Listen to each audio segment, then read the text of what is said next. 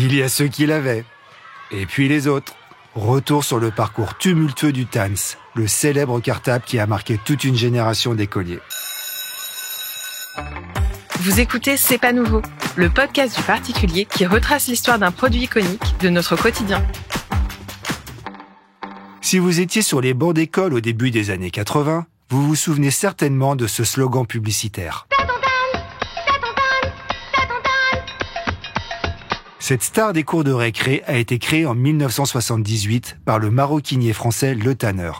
Sa forme rectangulaire, ses couleurs et le mélange de cuir et de peau retournée le rendent immédiatement identifiable. Ce cartable made in France n'est pas donné. Pourtant, il s'écoule à plusieurs centaines de milliers d'exemplaires par an jusqu'en 1985. Mais le succès ne dure qu'un temps. La concurrence est de plus en plus rude. Les cartables sous licence, Batman, Spider-Man, Barbie, plaisent davantage aux enfants. Et leur prix, plus agressif, emballe les parents. D'autant que le Tanner refuse à l'époque de distribuer ses produits en grande surface. La marque se concentre uniquement sur les papeteries et les maroquineries. Un choix stratégique qui accélère son déclin, jusqu'à lui être fatal.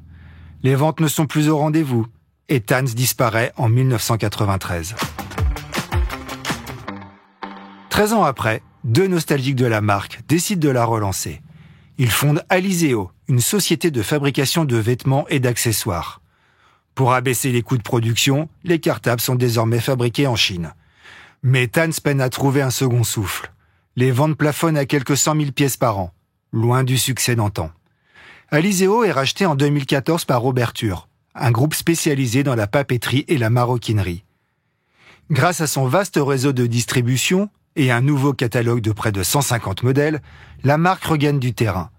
Plus de 40 ans après sa création, Tanns est redevenu le leader français de la vente de cartables et surpasse même Eastpak, le mastodonte américain des sacs à dos.